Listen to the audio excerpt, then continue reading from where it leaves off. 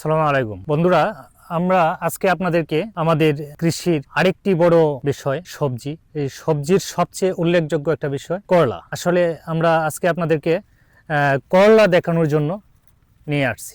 আসলে এই এলাকায় প্রচুর পরিমাণে করলার আবাদ হয়ে থাকে। করলা চাষ করার জন্য আমাদের এই এলাকার কৃষকরা দুইটি পদ্ধতি অবলম্বন করে, একটি মাচায় করলা চাষ করে আরেকটি সরাসরি জমিতে চাষ করে থাকে।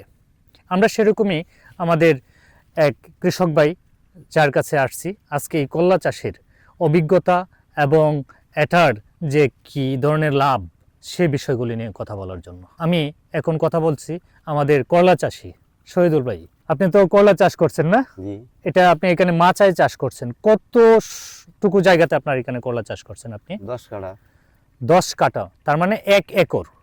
1 একর জমিতে আপনি করলা চাষ করছেন। এখানে আপনার কত টাকার মতো খরচ হয়েছে? খরচ হয়েছে প্রায় 80-90 হাজার। 80-90 হাজার টাকা এখানে খরচ হয়েছে। আপনার এখান থেকে করলা কতটুকু বিক্রি করতে পারবেন বলে আশা করি? আল্লাহ যদি দেয় যে ফলন হইতাছে এইভাবে যদি দর পাওয়া যায় 5-7 লাখ টাকা, যদি বাজার মূল্য ভালো পাওয়া যায় তাহলে 5 লাখ 7-8 লাখ টাকা এখানেতে পাবেন। অনেক সুন্দর করলা আপনার আমরা দেখতে পাচ্ছি, তাই না? আচ্ছা, আপনার এই করলার জমি প্রস্তুত থেকে শুরু করে অনেক পরিশ্রম এখানে করতে হয় আপনাকে, তাই না? একজন কৃষককে আসলে ভাইরা বন্ধুগণ আমরা বলছি যে একজন কৃষককে একটি সবজি চাষ করার জন্য প্রচুর পরিমাণে পরিশ্রম করতে হয়। মাথার ঘাম পায়ে পেলে দিন রাত পরিশ্রম করে সপরিবারে, আপনারা দেখতে পাচ্ছেন আমাদের এই শফিক ভাইয়ের 2 ছেলে, হ্যাঁ, তারাও আছে মাঠে।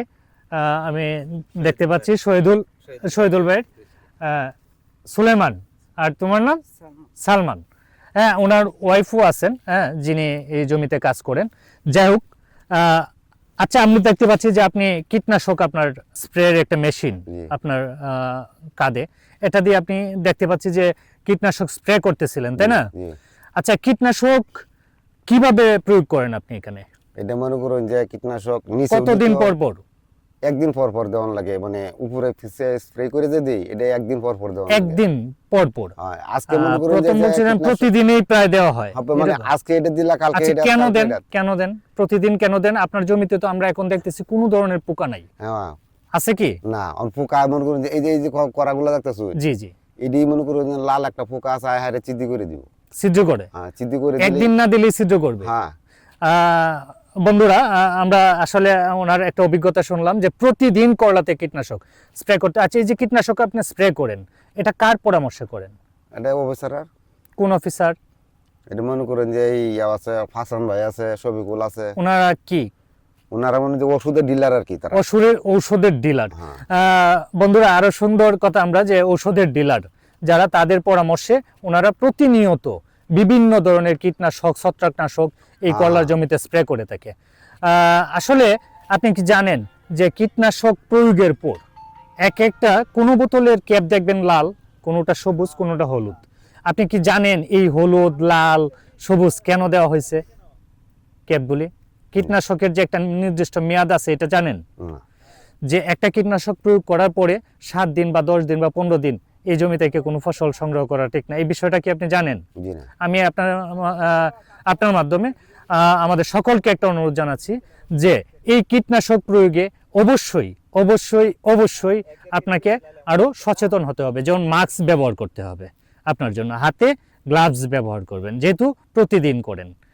এই কীটনাশক আমাদের, আমি প্রায়ই বলে থাকি যে এই কীটনাশক আমাদের শারীরিক, মানসিক এবং পরিবেশের সকল কিছুর যে কি ব্যাপক ক্ষতি করে, সেটা সম্পর্কে আমরা এর আগেও আপনাকে বলেছি। আমি অনুরোধ করব যে অবশ্যই কীটনাশক প্রয়োগের আগে আপনার এলাকায় নিয়োজিত কৃষি কর্মকর্তা বা উপজেলা কৃষি কর্মকর্তা অথবা এ বিষয়ে যারা এক্সপার্ট, তাদের সাথে পরামর্শ করে কীটনাশক প্রয়োগ করবেন।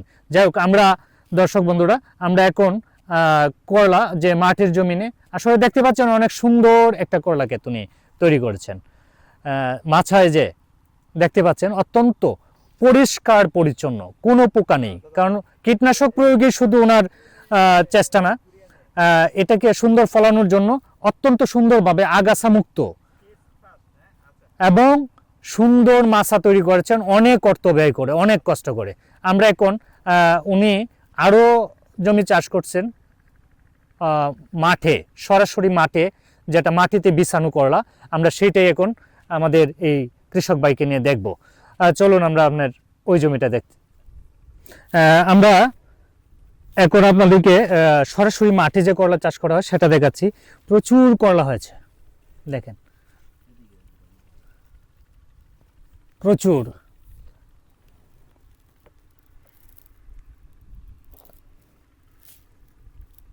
আসলে আমরা এখন আমাদের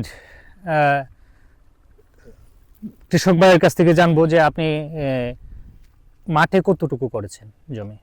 এহারা জমি সরাসরি 16 কাঠা। 16 কাঠা, তার মানে 1.5 একরেরও বেশি। হুম। 1.5 একরেরও বেশি। যাই হোক, আমরা শুনতেছিলাম ওনার ছেলের মুখ থেকে, আমরা কয়েকটা কথা শুনবো যে বিগত বছর কতটুকু জমিতে সে করলা চাষ করছিল আর কতটুকু হয়েছে। 6 আমি- কাঠা জমি চাষ করছিলাম। এই করলা, ছোট করলা নিচে নিচে 7 লাখ 8 লাখ টাকা বিঘে হয়েছে।